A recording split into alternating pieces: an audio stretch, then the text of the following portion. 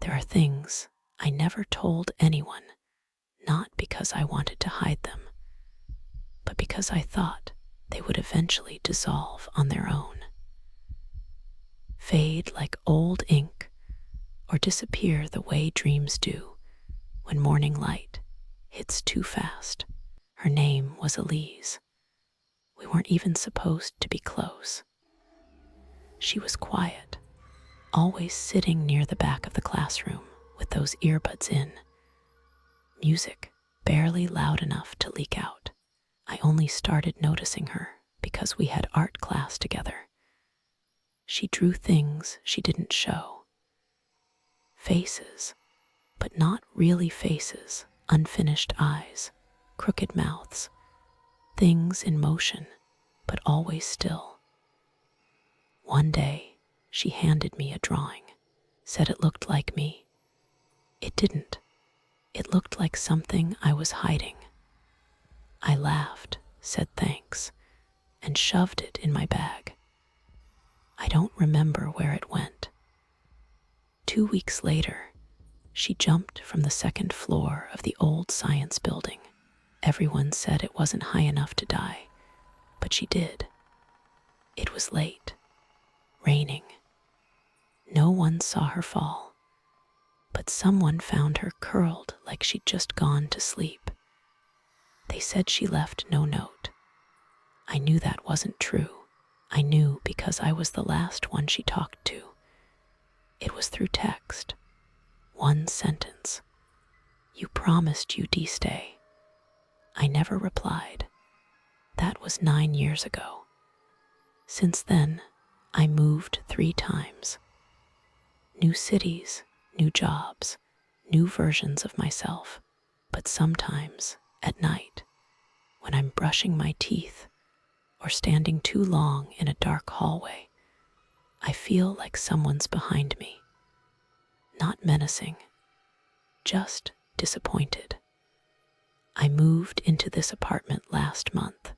It's nothing special, bare walls, small windows. The fridge hums even when it's empty. But the bathroom light flickers exactly twice before settling. Every single time. And at night, the sink drips. Not steadily, just once, then again after a long silence. Like breath. I keep telling myself it's plumbing. I keep telling myself it's nothing. But yesterday, I opened the closet and smelled something faint. Like jasmine and cold air. Elise used to wear something like that. I didn't sleep last night. Not because I was afraid, at least not in the usual way, but because I kept hearing the floor creak, even though I live alone and the building is carpeted. I thought maybe it was the pipes or a neighbor above me. But when I checked, no one lives upstairs. The unit's still under renovation, the landlord told me. I nodded, smiled, played along. I'm good at that now. I've had practice.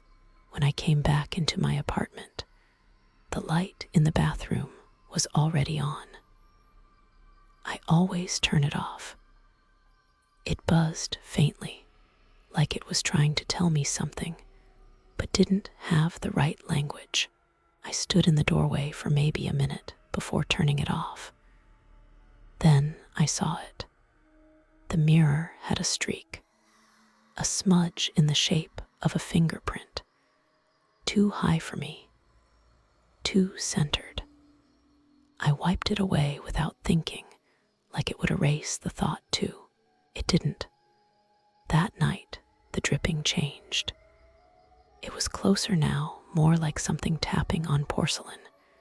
3 taps, then a pause, then again. Rhythmic, intentional. It reminded me of the way Elise used to tap her pen against the desk, always the same pattern, even when she wasn't writing. I sat on my bed and stared at the wall. I told myself it was coincidence. And then I heard it, my name, soft, muffled, like someone saying it from inside a pillow.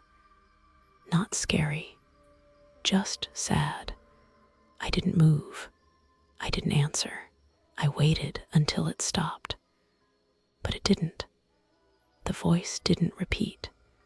Instead, I heard something else, the flutter of paper. I found it this morning under my door. A piece of notebook paper, torn on it, one sentence. You promised you de-stay. Same handwriting. Same smudge on the corner. The same ink Elise used in her journals.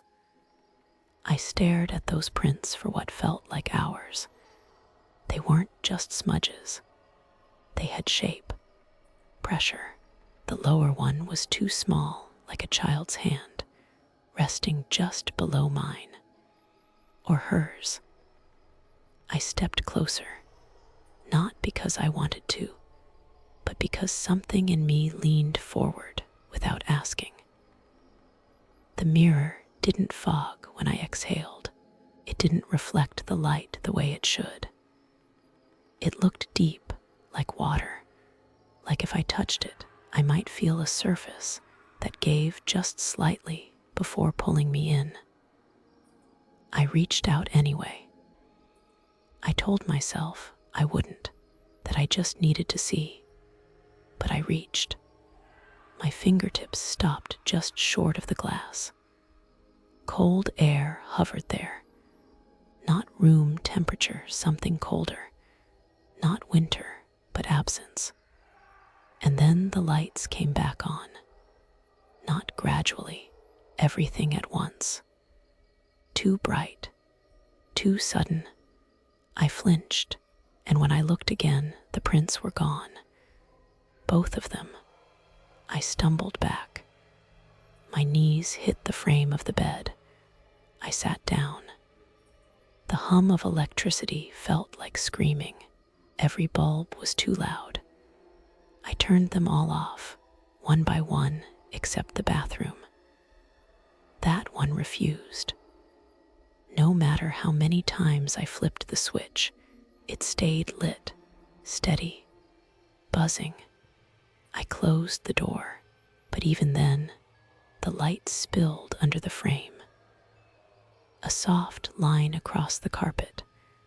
I avoided it, stepped around it like it could burn. I told myself I'd sleep, just for an hour.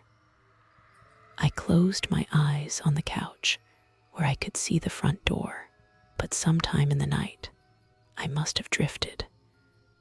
Because when I woke up, I was in the bed, under the ceiling, beneath the leak that wasn't wet.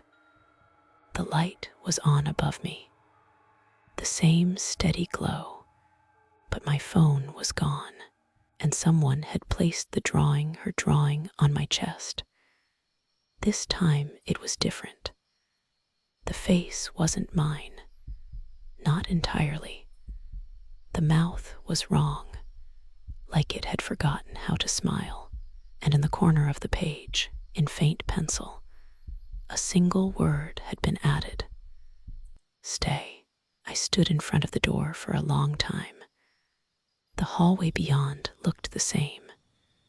Pale, still, but wrong in a way I couldn't name, like it had been rebuilt from memory, and someone had forgotten the details. The floorboards were too straight. The air didn't move.